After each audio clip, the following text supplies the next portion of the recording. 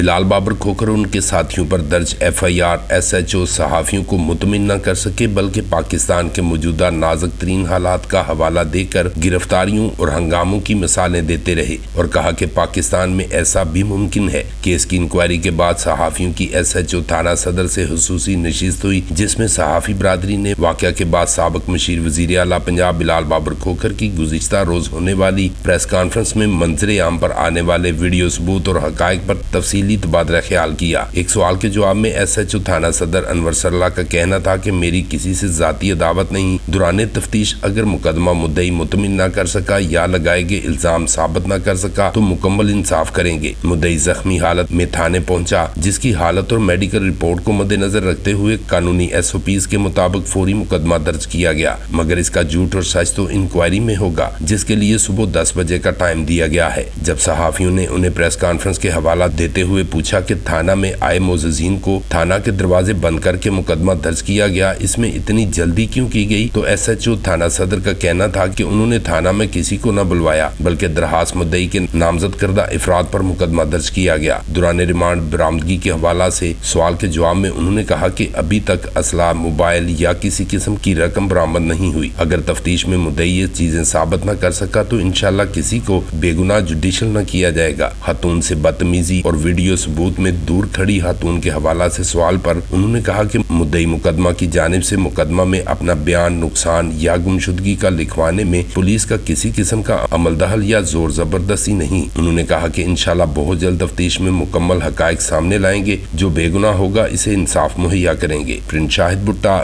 BB1 news, جلال پور جٹا۔